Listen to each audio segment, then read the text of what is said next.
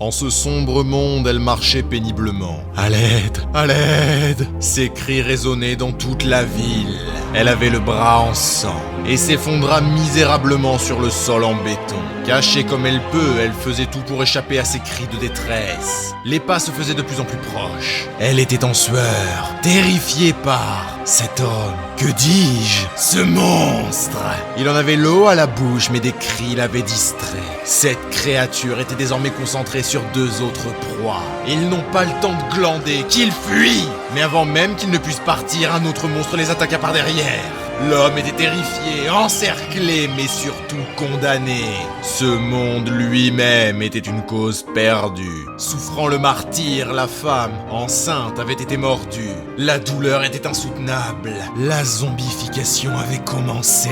Elle doit accoucher. Maintenant! Elle ne peut plus attendre. Par pitié qu'on la laisse donner la vie. Que son bébé survive.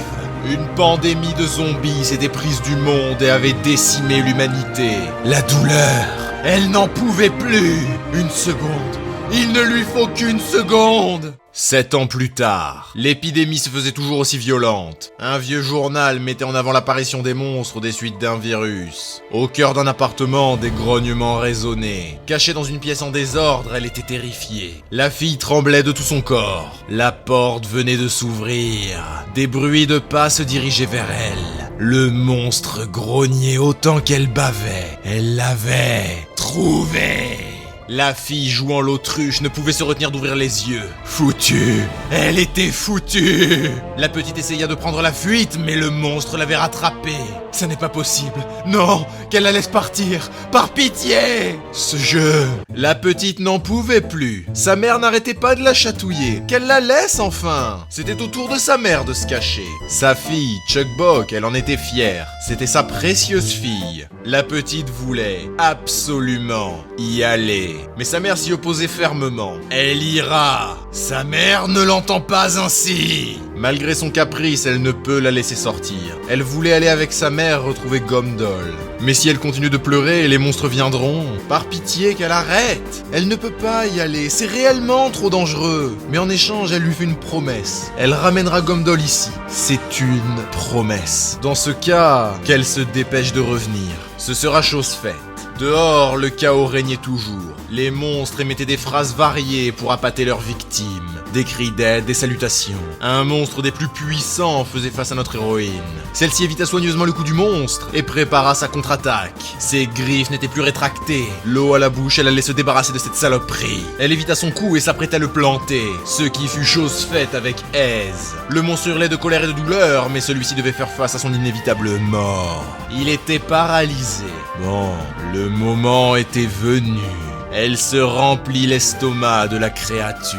Il était infect, mais au moins elle n'avait plus faim. Son repas, une fois fini, elle fut interrompue par deux humains se battant contre une horde de monstres. Ces derniers étaient matraqués par la lumière d'une torche. Les monstres sont faibles à la lumière qui les paralyse. Pas la peine pour eux de gaspiller leurs munitions. Ils doivent tenir jusqu'au matin après tout. La mère zombie se demandait ce que faisaient des survivants à cette heure.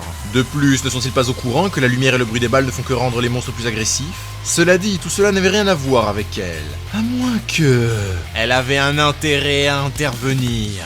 Elle s'élança à la vitesse de l'éclair en direction des deux humains. L'homme à l'arrière hurla à son acolyte d'utiliser la torche en vitesse, mais avant même que celle-ci puisse être pointée en la direction de notre protagoniste, celle-ci lança deux pierres qui détruisit la lampe tout juste allumée et désarma l'autre homme. D'un saut, elle les sépara. Le premier s'était armé d'un revolver. Qu'elle ne l'approche surtout pas. Qu'elle s'en aille! L'humain se savait foutu. Dans le bruit des balles, un homme se déplaçait dans un mince corridor. Il n'a plus d'armes, plus rien. Pour sûr, il doit se planquer. Au détour du couloir, il fut surpris par une attaque. Stop! Ça s'est joué à rien. Il avait presque été planté. La tension régnait suprême entre les deux. Un terrible hissement. L'homme terrifié était soulagé. C'était son amour, laquelle semblait aussi ravie de le voir que lui. Il était heureux qu'elle l'ait trouvé. Elle avait même récupéré le sac qu'il avait perdu face à des voleurs. En parlant de ces derniers, l'un d'eux était dos au mur. Qu'on le laisse! Qu'on le laisse! Par pitié! Qu'on le laisse vivre! C'est tout ce qu'il veut! Qu'il le laisse! Les monstres s'étaient arrêtés. L'avaient-ils compris? Aurait-il une immunité? C'est parfait! Il est sauvé! À moins que... Au coucher de soleil, il triait petit à petit ce qu'il avait trouvé dans les décombres. Une torche, ça c'est le jackpot. Et elle est fonctionnelle. Il serait temps pour lui de rentrer. S'il s'aventure plus loin, il risquerait de faire face à des monstres. Cela dit, il n'a pas réellement récupéré assez de nourriture. Le tunnel était silencieux. À quoi bon prendre de tels risques s'il ne trouve rien? Autant rentrer. Un bruit avait résonné. Peut-être était-ce là son jour de chance. Pas à pas, il avançait doucement. Par pitié. Tout ce qu'il demande, c'est un peu de bouffe. Et il se taille sans attendre. Un grognement avait résonné au détour du couloir. Il l'avait trouvé. Le monstre. Celui-ci était dans un état des plus misérables. Aurait-il été attaqué par un autre monstre? Il y a des chances que celui-ci soit encore dans la pièce adjacente. En somme, il n'a rien à faire ici. Autant partir. Ses cris l'avaient arrêté. Il aurait dû partir en entendant ces bruits. Mais la curiosité à entendre ces cris impossibles dans un endroit comme celui-ci l'avait poussé à regarder. Il n'en avait pas les mots. Plus que d'être surpris par un dard pointé sur son cou, son attention était ailleurs. Dans l'obscurité, il pouvait voir un monstre sanguinolent, lequel allaitait tant bien que mal un bébé. C'est comme ça qu'il l'avait rencontré. Dans le tonnerre de cris, ils avançaient. Ils n'avaient pas les mots pour décrire son incroyable femme. Cela dit, il fallait qu'ils trouvent un endroit où ils seront en sécurité. Qu'importe leur fuite, ils ne les lâchent pas. Ils étaient dos au mur, ou plutôt... dos vide. Est-ce que sa femme pouvait simplement s'en occuper? Ça ne sera pas simple. Ils n'ont aucune chance de pouvoir passer à travers une telle horde. Autant en crever quelques-uns et fuir comme ils peuvent. Ils étaient tous de près. Enfin, elle l'était. La disparition de son mari l'a surprise. Celui-ci venait d'être entraîné dans le vide par... une tentacule. Elle attrapa sa main au dernier moment et se retint de sa chute en attrapant une maigre barre en acier. Mais la jambe de son homme était en train de lui être arrachée. Cette chose... qu'est-ce que... oh non! Ils étaient profondément dans la merde. Ce monstre qu'il avait attrapé, le boss était là. Il semblait ravi de pouvoir dévorer de la viande fraîche. La petite Chuckbuck coloriait paisiblement en attendant sa mère. Elle était impatiente de voir Gomdol. Mais quand allait-il donc rentrer? C'est qu'elle veut jouer avec lui. La douleur se faisait inhumaine pour le dit Gomdol. La situation était critique. Comment pourrait-il faire face à ces saloperies? Ils sont trop nombreux. Elle ne pouvait plus tenir. Ils vont y passer tous les deux si elle ne fait rien. Dans ce cas, elle avait lâché à la surprise de Gomdol. C'est parti pour un plongeon en plein dans la gueule du monstre.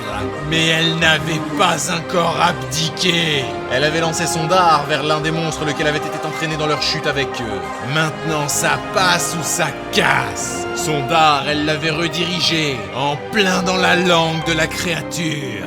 Celle-ci avait lâché la jambe de son mari. Maintenant, il leur reste à retomber et à se débarrasser des monstres au sol. Elle doit protéger Gomdol, à tout prix. Mais celui-ci s'était saisi d'elle à sa plus grande surprise. Il chutait face au monstre. Le sac avait amorti leur chute tout en faisant des dégâts substantiels au monstre, et ce à la grande surprise des autres zombies. Il avait réussi son pari. Ce combat, c'était le sien. Ou plutôt, la fuite était sienne. Le boss ne leur prêtait guère attention. Il mâchait de son côté ce qu'il put se mettre sous la dent. Il voulait de la viande. Une fois bien avancé dans leur fuite, il avait pu reposer sa femme. Elle aurait pu s'en occuper sans problème. Se croyait-il fort? Il n'est pas un monstre comme elle. Il est le père de sa fille, donc.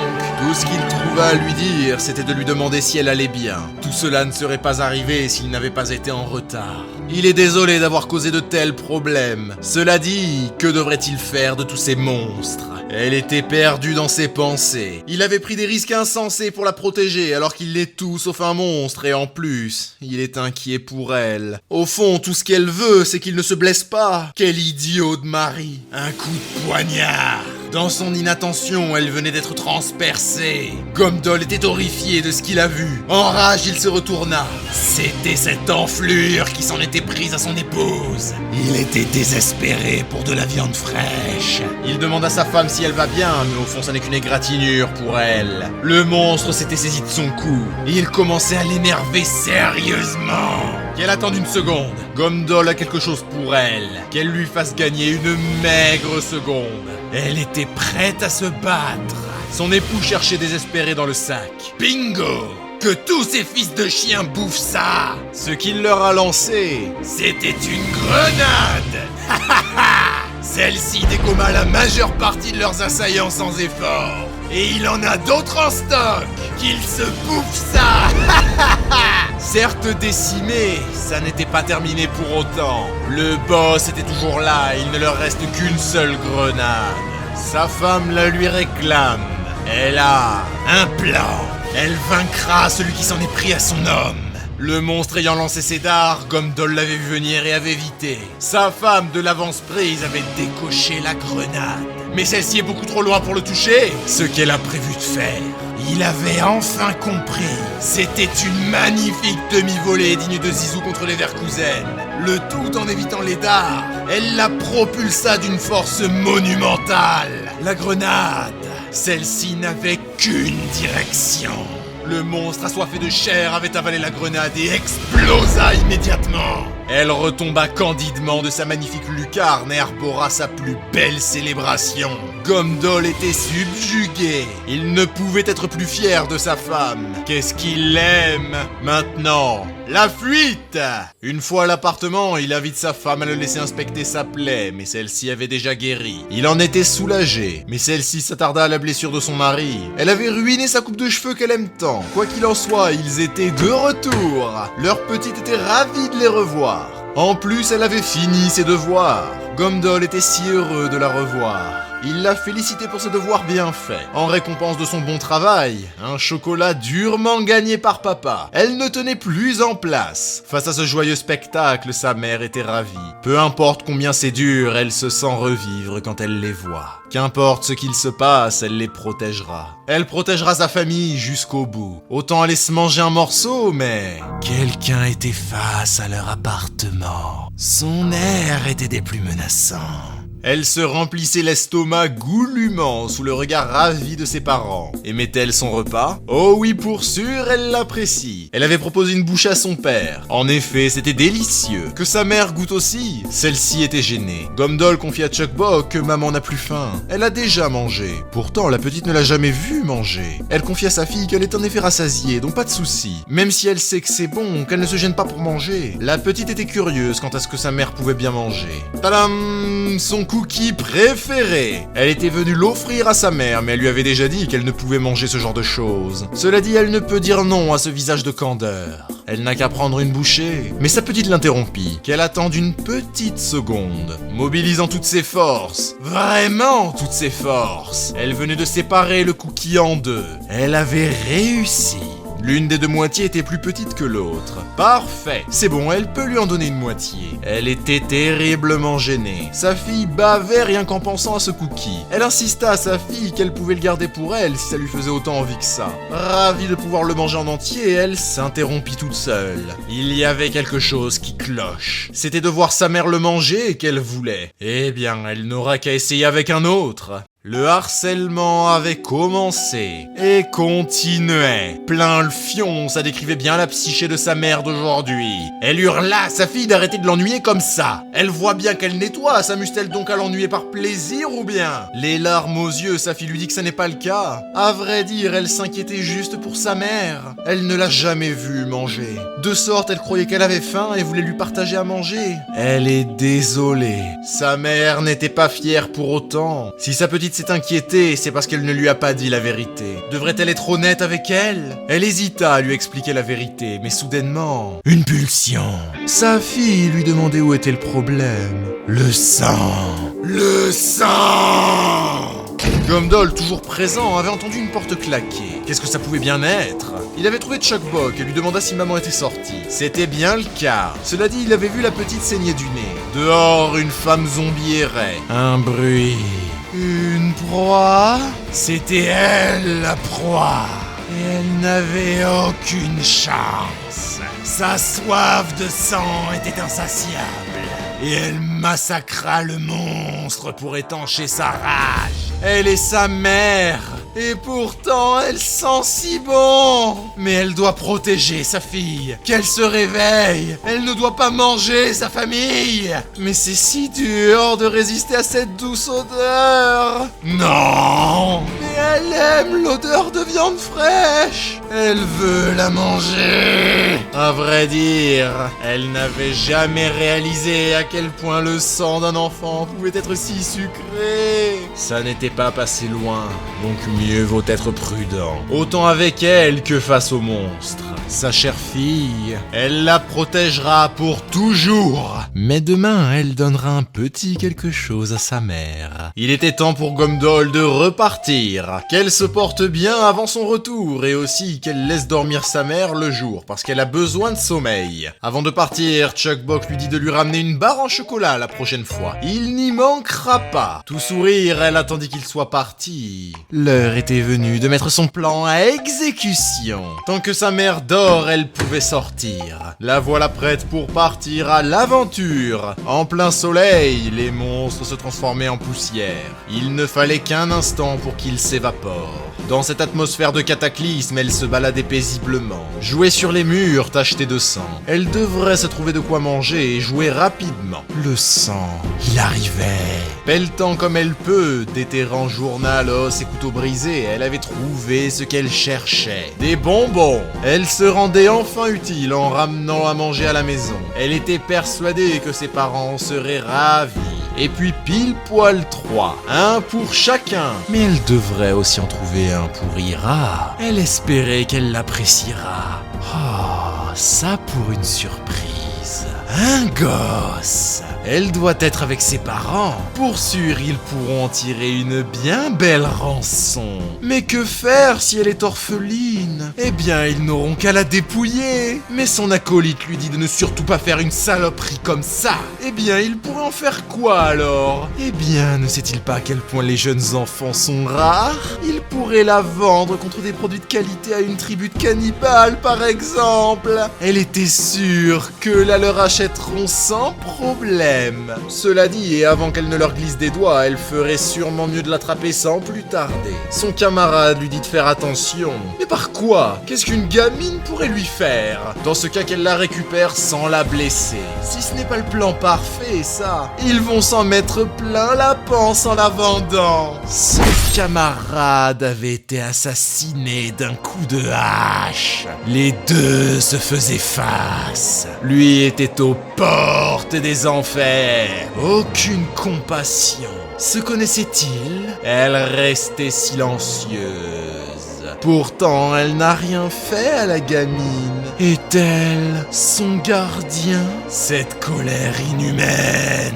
Ah, qu'importe. Un bruit. Qu'il la tienne bien en place. Rien. Elle l'avait bien eue. Ah, Dieu, sa gorge venait d'être tranchée. Ce genre de combine n'avait aucun effet sur elle. Pas à pas, elle se dirigeait vers la pièce. Elle attendait en silence, cachant la moindre de ses respirations. Trouvée. Elle était dans une colère noire de la voir ici. C'était Ira. Que faisait-elle donc? Un monstre les attaqua, mais celui-ci fut immédiatement tranché en deux, et ce sans aucun effort. Ne lui avait-elle pas déjà dit? Elle doit vérifier les lieux avant de rentrer dans un endroit sombre. Mais plus important, pourquoi est-elle dehors et où est sa mère? Eh bien, les règles d'Ira et plus vite que ça. Numéro 1, inspecter les pièces sombres pour s'assurer qu'il n'y ait pas de monstre avant d'y rentrer. Numéro 2, tenir une arme et ou une lampe torche en permanence. Numéro 3, elle ne doit pas aller dans un endroit où elle entend du bruit. Numéro 4, elle ne doit suivre personne hormis son père, sa mère ou Ira. Et qu'en est-il de la 5e et plus importante règle? Numéro 5, ne jamais sortir seule. Pourtant, elle ne les a pas suivies, les règles. Ce qu'elle lui a appris n'a donc aucune valeur à ses yeux. Elle lui a récité ses règles pendant 1 an. Elle doit les suivre avant d'être une adulte si elle ne veut pas avoir de gros ennuis. Qu'elle ne refasse plus jamais ça. Sinon, d'une voix tremblante, la petite Chuck Buck la contredit. Ce qui m'ira dans une colère des plus sombres. Elle connaît bien cet endroit. Rien ne pourrait lui arriver, et puis elle est grande. Elle peut sortir dehors. Pour de vrai? Elle constatait bien qu'elle avait mis sa gardienne en rogne. Et elle en était terrifiée. Pourquoi ne pouvait-elle pas? Très bien, elle est grande. Qu'elle fasse ce qu'elle veut. Elle va même l'amener dans un endroit où seuls les adultes vont. La petite était ravie. Elle y emmènera si elle veut y aller. Dans ce cas, c'est parti. Donc c'était là. Cet endroit est horrible. C'est sombre. Oui, Ira le sait. Ça pue aussi. Oui, également. Oui, non, c'est bon, elle veut rentrer. Mais Ira ne lui avait pas répondu. Où était-elle? À sa question, elle n'est pas sûre. Comment ça, pas sûre? Qu'elle ne se moque pas d'elle. Elle a peur. Ah bien, ça pour une surprise. N'avait-elle pas dit qu'elle voulait venir? Mais c'est parce qu'elle lui a dit. Elle la coupe. Si elle est grande, elle ne devrait pas avoir peur, n'est-ce pas? Oh, d'ailleurs, elle a oublié de lui dire, mais les monstres adorent les endroits sombres comme celui-ci. Les adultes viennent car ils peuvent trouver des objets utiles. C'est pour ça que cet endroit sent si mauvais. Il est le théâtre de terribles combats. Cela dit, elle n'a jamais vu un adulte revenir d'ici vivant. Qu'elle la laisse sortir! Elle ne veut plus être un adulte! Qu'elle la pardonne et qu'elle la laisse rentrer! Des grognements. Que devrait-elle faire? Elle ne peut pas voir parce qu'il fait trop sombre. Ira l'a-t-elle réellement abandonnée ici? Est-ce réellement là que les autres adultes se cherchent à manger? Dans un endroit rempli de monstres comme celui-ci? C'est terrifiant, n'est-ce pas? C'est sombre, ça pue. Elle veut rentrer. C'est là où les adultes vont. Eux aussi ont peur de venir ici, mais ils n'ont pas le choix pour survivre. Qu'elle se rappelle ce qu'elle a vu ici et qu'elle fasse en sorte que rien de tout ça ne se reproduise. Maintenant, ils peuvent rentrer. Mais n'y a-t-il pas des monstres ici? Pourquoi n'est-elle pas blessée? Que Chuck Buck ne s'inquiète pas. Les monstres sont juste en train de dormir. Il n'y a pas d'inquiétude. Ces bruits, ce sont les monstres qui dorment pour l'éternité. Une fois rentrée, Ira invite la petite Chuck Buck à rentrer immédiatement et à ne plus sortir imprudemment comme ça. Elle la verra la prochaine fois qu'elle sort avec sa mère et son père. Mais n'est-elle toujours pas autorisée à parler d'elle à ses parents? Ira lui dit fermement qu'elle n'en a pas le droit. C'est un secret entre elle et elle seule. Dans ce cas, qu'elle s'approche un instant. Ce coup de poing, c'était pour l'avoir fait pleurer. Qu'elle ne refasse plus jamais ça. Mais surtout, elle l'a trouvé elle-même. C'est un cadeau. Elle la reverra la prochaine fois. Ah. Cette gamine n'est plus forte qu'elle l'imaginait. Elle deviendra une grande femme. La main sur la poignée, elle s'est piqué le doigt. Son doigt, qu'est-ce qu'il a? J'espère que cette vidéo vous a plu. Ça change un peu de style de mes récaps précédents, mais j'ai trouvé l'œuvre sympa, alors la voici. Si cette vidéo vous a plu et que vous appréciez mon contenu, vous pouvez me soutenir sur Patreon. Le lien est dans la description. Sur ce, je vous dis à très vite sur Winter Solstice.